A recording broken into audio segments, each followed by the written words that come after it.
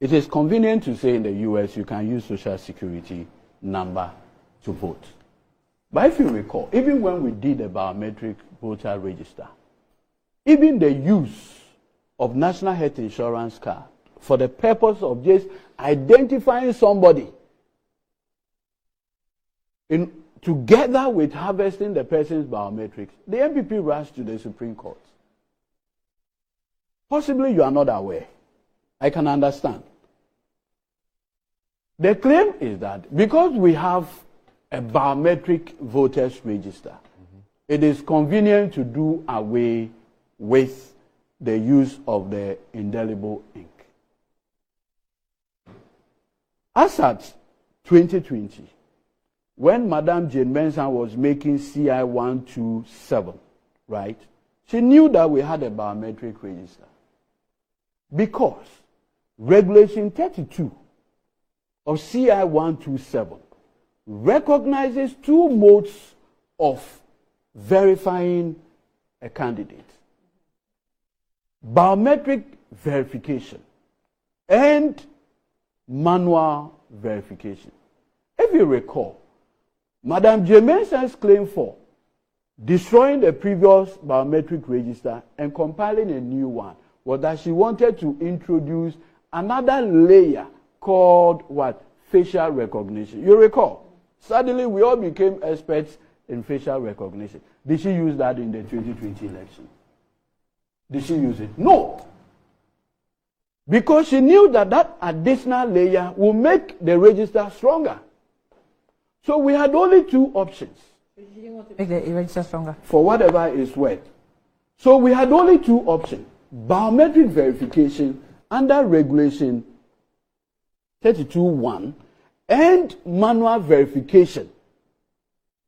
These two verification modes are recognized under CI 127, made by Jane Mensah herself. Now, when you verify somebody manually, what mark will be on the person if there's no indelible ink? Honorable, you have gone through an election. So you should appreciate these dynamics, that there are two modes. Some people, by reason of fiscal limitations, right, you are not able to harvest their biometrics. Biometrics, okay. If you look at the Constitution, Article 42, it recognizes only 3 limits to your right to vote. Only 3, nothing more. And it says here, every citizen of Ghana of 18 years of age or above and of sound mind has the right to vote and is entitled to be registered to be a voter. So only 3: citizenship, 18 years and above, and soundness of mind. The consensus is that unless you get medical certification that the person is mad, it's extremely difficult to prove soundness of mind. So if you look at the two political parties, what we have always had the engagement on is citizenship and the issue of minors, right? Now, the CI itself recognizes that there are limitations inherently in the biometric register, and therefore introduce another layer called manual verification.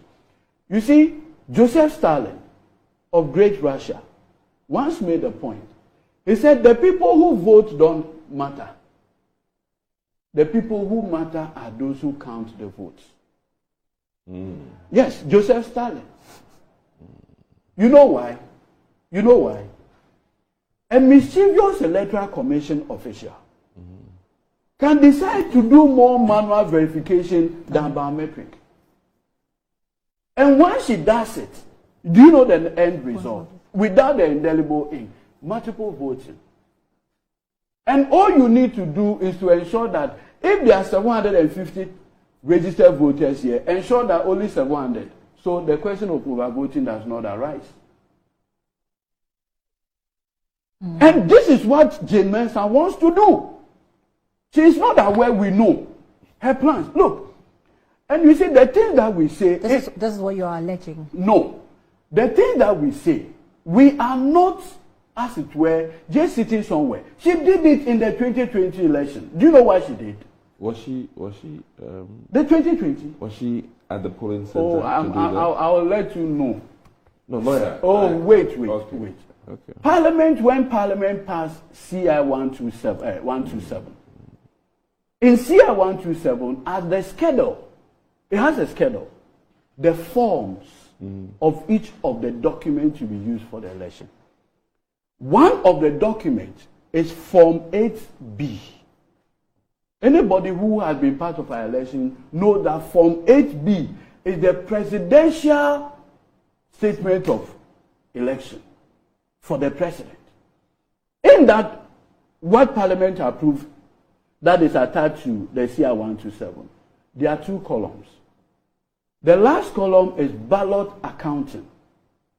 The reason for ballot accounting is to ensure that you account for each one of the ballot papers issued.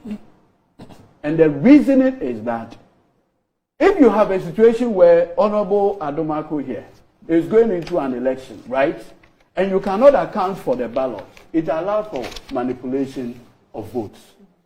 So you know what Parliament did? The schedule, the Form 8B that Parliament approved, had a column under paragraph 6. That column is divided into 2.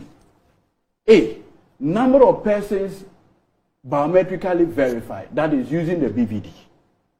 Then you have number of persons manually verified. The reason for the distinction is that if 100 people are verified by the biometrics, right, and you have 200 people being verified manually, any manipulation of the manual verification will go against you. Do you know what Madam Mensah did in the 2020 election result? Do you know what she did? Allegation. No. Fact. The Form 8B that she caused InnoLink and others to print for the 2020 election, she deleted the number of persons to be verified biometrically. Yes. And you have the form. Yes. You know I'm coming. So anybody that has been part of our election, the 2020 election itself nearly had a security challenge. It has to take Chief of Staff a national security meeting. How did you fail to present? No. Hold on. You were in court. No, that was a different matter for the register itself. Yes. But what has been the outcome of the judicial processes? What has been the outcome? Please, listen to me carefully. It became almost a national security issue. So she quickly came out and said, okay, yes, the forms have been printed. It's less than a week to election. So she's introducing a stamp. Oh. And so when you are done, now state the number of persons biometrically verified in the stamp. Okay. Meanwhile, Parliament in its own wisdom created a form to have a column for the number of persons verified biometric. She ignored it. Do you know why? She wanted a platform for ballot staffing using the manual verification system. All your readings are just allegations. No. You've seen mistakes, but they're you've all not been part allegations. of an election process. I'm saying Even that this they're one. allegations. Even this one. What her thinking is behind the omissions that you have seen. You are analyzing it. I appreciate that. But they are allegations. Listen right? to me. I've been part of an election. I've been a polling agent for my party from 2004. I understand elections. It doesn't mean that every meaning you put to her mistakes are a mistake. Yeah. Look. From where? No, listen. Her reason for compiling a new voters register was to enhance the biometric process. Yes. So, if anything at all, that should be your priority on any form. Okay. Correct. Okay. But you see, it was deliberately done. The use of the stamp after the election, upon verification, more than 10,000 of the patients had no indication of number of persons verified. That opened the election for manipulation. And you think we should sit down and allow this thing to happen again? No, it will not. No one's but you see, quickly. So that, yes, I can. You see, when Madam Jane Mensah appeared before, I don't know whether you're a member of the Special Budget Committee. Are you a member? I'm Good. not.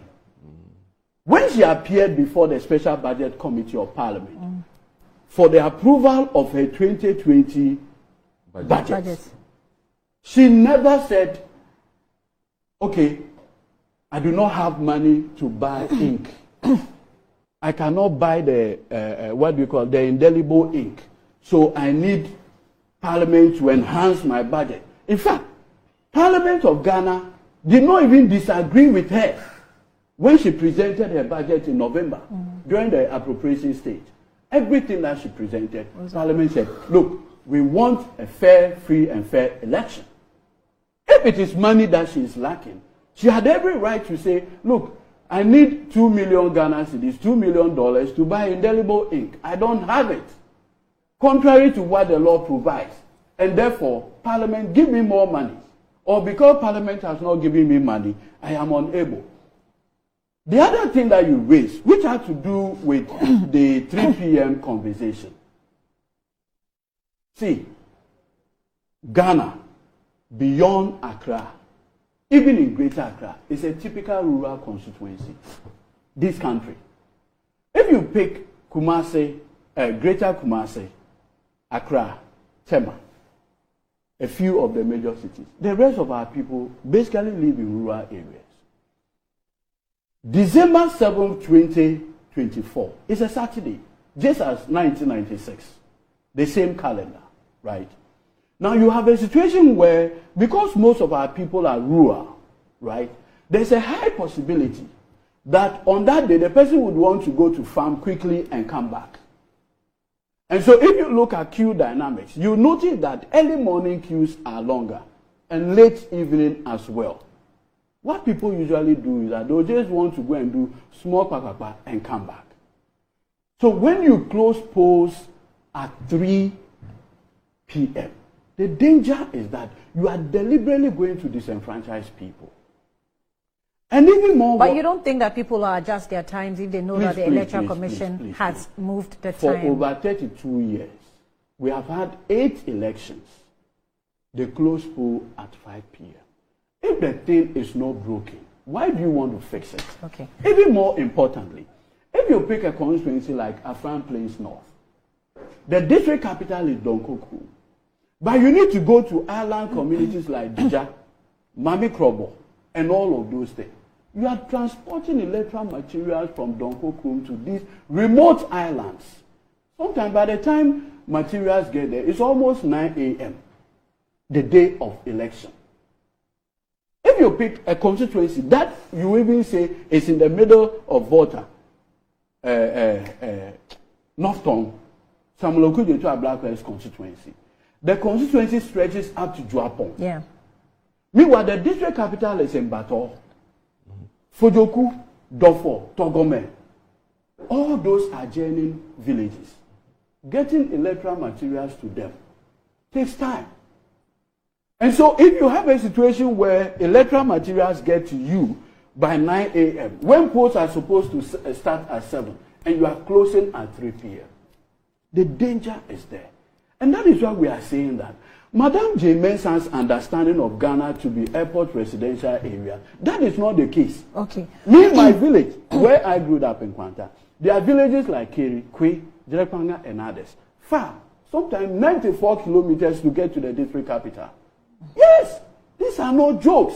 The reality of Ghana's topography is not monolithic.